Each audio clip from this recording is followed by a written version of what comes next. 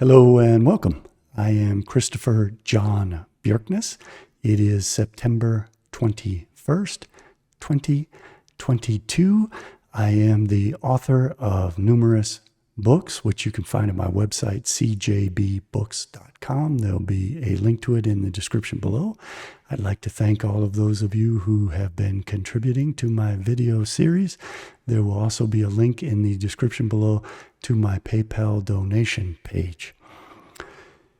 One of the most fascinating aspects of the history of the papacy of the Roman Catholic Church is that there are at least 14 popes, some of the most influential, prominent, fascinating figures in the papacy who were Jewish, including one woman, Pope Joan. I'm going to go through all of this history together with you. What led me down this path was a series of books that were published in Germany in the early 20th century. The authors set about to document and celebrate all of the Jewish families which had intermarried into the aristocracy, nobility, and monarchies of Europe. This took place in the Roman Empire, the Greek Empire, the Egyptian Empire. There was always a great deal of intermarriage between the very wealthy Jewish families and the ruling monarchs of all of those European empires. And they documented this very well in a series of books that they entitled Semi-Gotha. And here we see the first volume of that series. It was published in 1912. You can find it online as I'm showing here. Here are some of the introductory comments celebrating this series of books. Don't get confused by the Hakenkreuz. That was at the time considered an emblem of good luck. It represents the Hebrew letter Aleph in the ancient Hebrew alphabet. Aleph appeared in this form as the Hakenkreuz. It symbolizes androgyny, the Egyptian Kabbalistic principle as above, so below, and that is why it appears in this book in more than one place. Again, if you can read German, you're welcome to pause the video and read through it.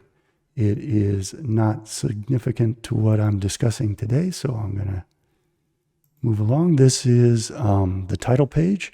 In case anyone wants to cite from this book, you can find the information that you need for your citations here.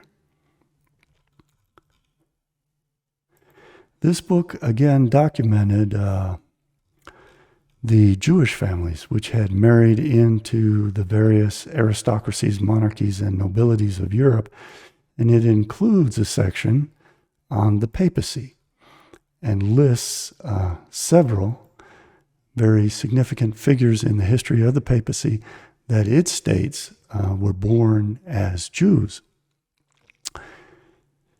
Here you can read the introductory comments about that.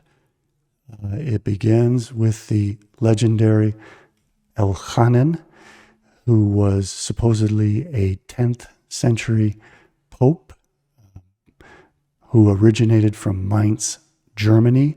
There were many stories told about this supposed pope. His father was Rabbi Shimon.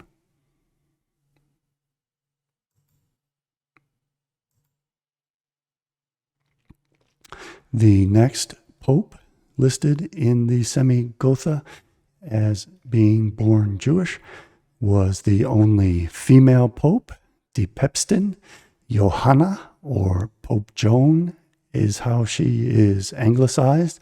She supposedly reigned from 855 to 858 AD or 857 AD, just before Benedict.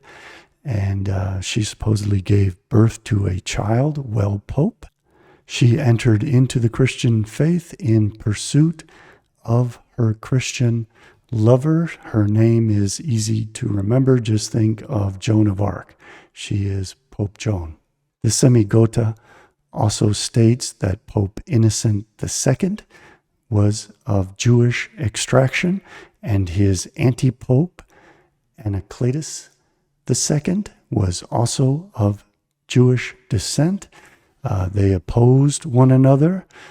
Anaclatus is one of the most negative figures in the papacy, and we'll get into that in a moment.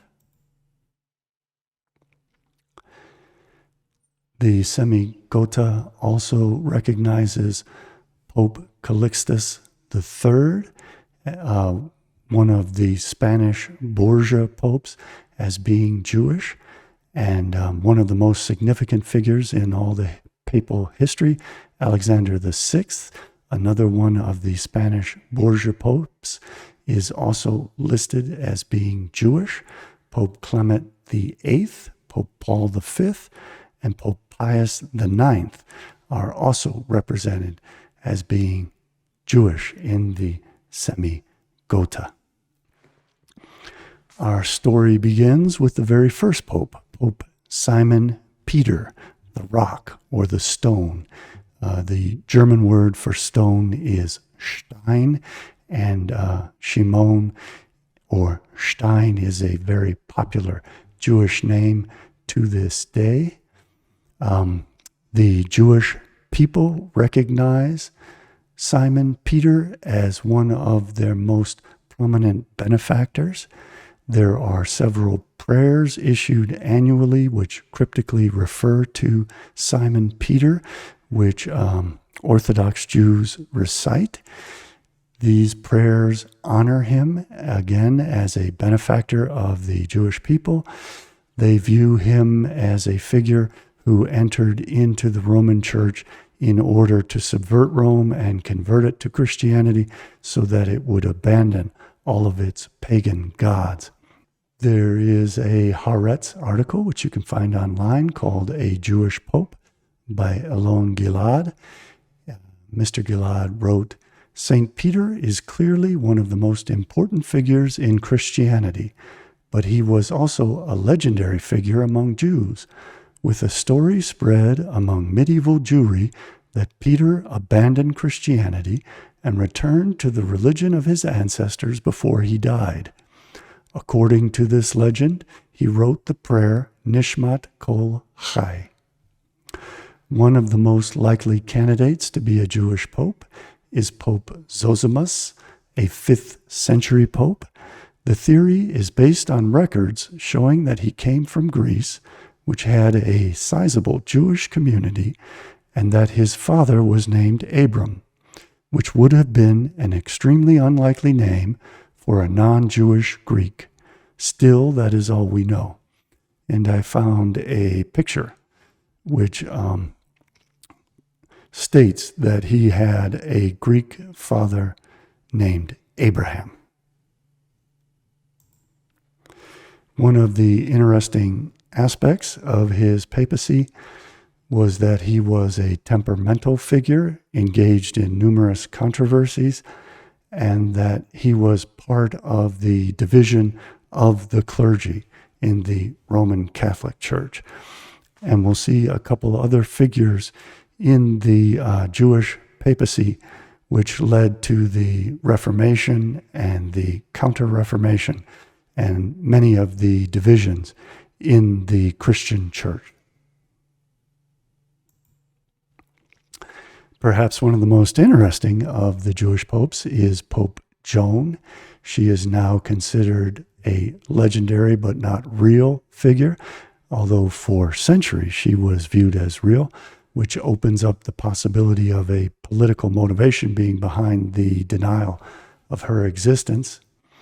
The Wikipedia page for Pope Joan states, "She was, according to legend, a woman who reigned as pope for an unknown number of years during the Middle Ages." It's usually given as 855 to 857 or 855 to 858, as in the case of the Semigota.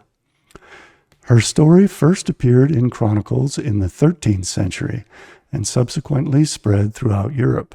The story was widely believed for centuries, but most modern scholars regard it as fictional. You can see that she is often depicted giving birth while Pope and bearing her child.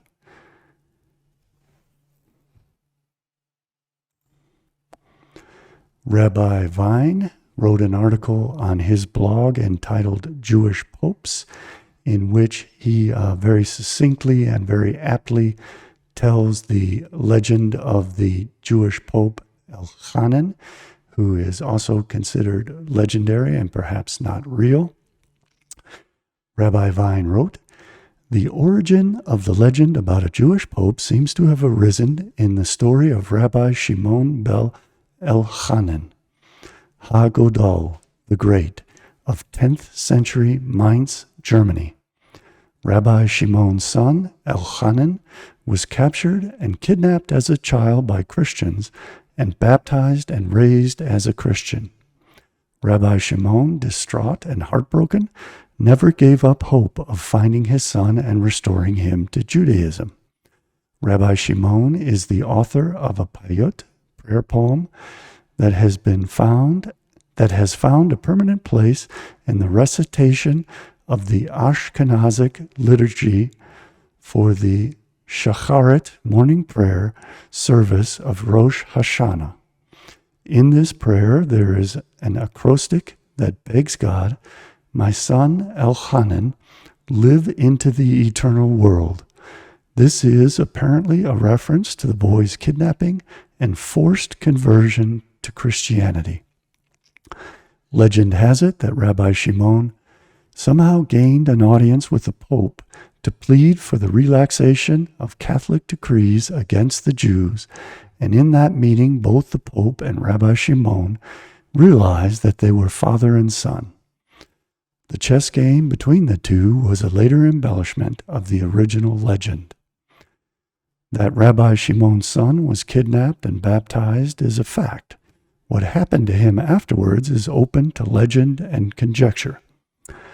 I conjecture and postulate that Rabbi Shimon represents Shimon Peter, the first Pope of Rome, and that his son Elchanan represents also Peter and his conversion to Christianity as an asset of the Jewish people, who was secretly a benefactor of the Jewish people and represented their interests in the Roman Catholic Church as the first pope, and that all of this is symbolic and allegorical of the carefully guarded secret in Judaism that St. Peter was in fact a rabbi who supported the Jewish people and subverted the Romans.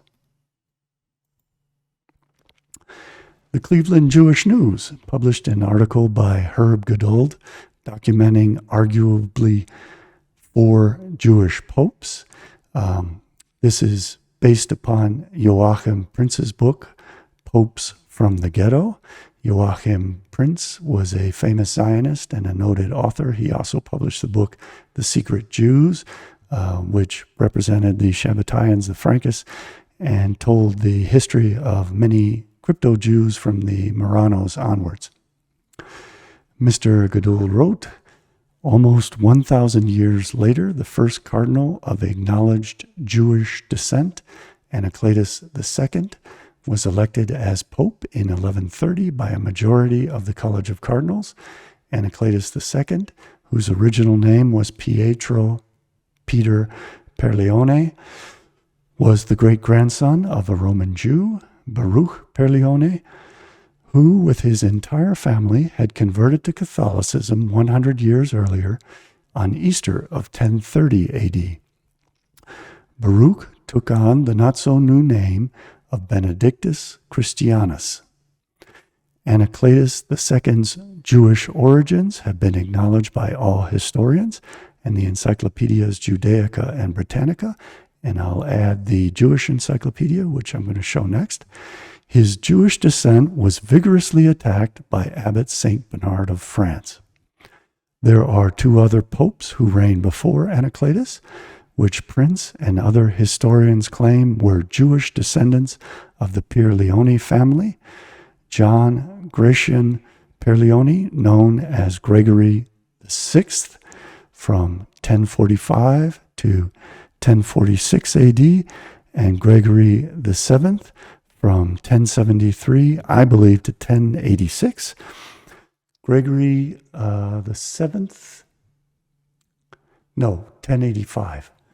Gregory VII, also known as Hildebrand, was one of the greatest popes, attacking various abuses that had arisen in the papacy. For example, he contested the right of lay leaders, such as the Roman emperors, to grant church officials the symbols of their authority. Gregory VII was elevated to sainthood and canonized in 1606. So this Jewish Pierleoni family represented the very best and the very worst of the papacy. Anaclatus II was the anti-pope to Innocent II. Both were Jewish popes. They were strongly opposed. Anaclatus II was a very negative figure in the papacy, one of the most negative figures. And yet Gregory VI was very highly regarded, and Gregory VII was so highly regarded that he was sainted. Here is the Jewish Encyclopedia's article on Anaclatus II, which points out that he was the Jewish Pope, Judeo-Pontifex, and it talks about Bernard and others who criticized him for being Jewish and for subverting the papacy and attempting effectively to destroy it, and condemning all of the negative aspects of the anti-pope Anaclatus II's reign. You can, again, pause this video and read through it. It's rather lengthy. This is Pope Innocent, who the Semigota said was Jewish, just like Anaclatus II, his anti-pope. He was a positive figure who successfully fought against Anaclatus II. This is one of the Spanish Borgia popes who created the conditions that led to the Reformation and the division of Christianity against itself in Europe. He was one of the Spanish Borgia popes. And the next of the Spanish Borgia popes was Alexander VI, who is one of the most notorious popes in the history of the papacy. He had acknowledged children, fathered children, outside of wedlock, and as pope, he was thought to be one of the most corrupt figures in the history of the papacy. He famously fathered the illegitimate son, Caesar Borgia, who inspired Machiavelli's book, The Prince. This shows that these people were psychopathic, that they were bloodthirsty, ruthless, and cutthroat leaders. Caesar Borgia tried to create his own principality in Italy so that the Borgias could reign, but he was unsuccessful. Alexander VI also fathered out of wedlock one of history's most notorious femme fatales, Lucretia Borgia. So this is a very significant figure in the history of the papacy who happened to be Jewish. I'm going to include Pope Leo X because he was a de Medici and the son of the noted Kabbalist Lorenzo de Medici. They were Gentiles by birth, but the de Medici family were heavily Kabbalistic. Lorenzo de Medici read every Kabbalistic book he could get his hands on. He would pardon Jewish usurers who provided him with Kabbalistic books and performed occult Kabbalistic rituals for him. He was a great patron of the arts, but many of the artists he patronized introduced Kabbalistic symbolism into their art at the request of the de' Medici family. So I have listed Pope Leo X as one of the Jewish popes on that basis. Pope Leo X was part of a long tradition of sexual abuse of minors in the Roman Catholic clergy. You can read through what the Wikipedia article has to say about that. Pope Clement VIII was also listed by Semigota as being of Jewish descent. He was one of several Jews in the Catholic clergy who sought to ban the Talmud and persecute religious Jews, much like Johannes Pfefferkorn before him and Jacob Frank of the Shabbatians after him, who infiltrated the Polish Roman Catholic Church and informed the Roman Catholics of all of the anti-Christian passages within the Talmud and the blasphemous passages against Jesus Christ found in the Talmud. So Pope Clement VIII was one of the Jewish clergymen who was a part of that tradition. Pope Paul V was also claimed by Semigota to have been Jewish. He was a prominent figure in the controversy surrounding Galileo. He also celebrated and honored the founders of the Jesuits, which was a crypto-Jewish faction of the Roman Catholic Church, and he honored those who had participated in the bloody and unsuccessful Counter-Reformation.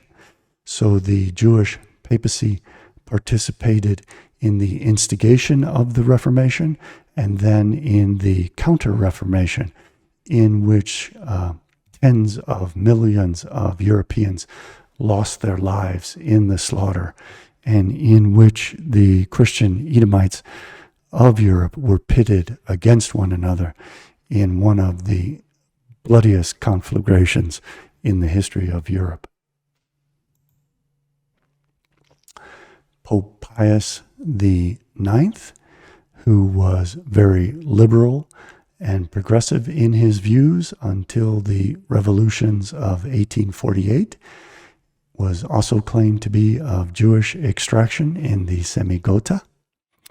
After the Marxist revolutions, which swept across Europe in 1848, he became increasingly conservative, but he rescued a Jewish boy who had been shamefully taken from his family because he had been baptized, and he raised him in the papal household and had him ordained as a priest at the age of 21. The Catholic Church was widely condemned for this unfair incident. But if you look at the fact that Pius IX was of Jewish extraction, it makes sense that he, in fact, actually probably raised him as a crypto-Jew. Well, that's quite a history. Very colorful 14 Jewish popes who represent some of the very best and the very worst of the papacy throughout its 2,000-year history. You can find my books at CJBBooks.com. Please like, share, and subscribe. I intend to do future videos about crypto-Judaism in the Jesuit order,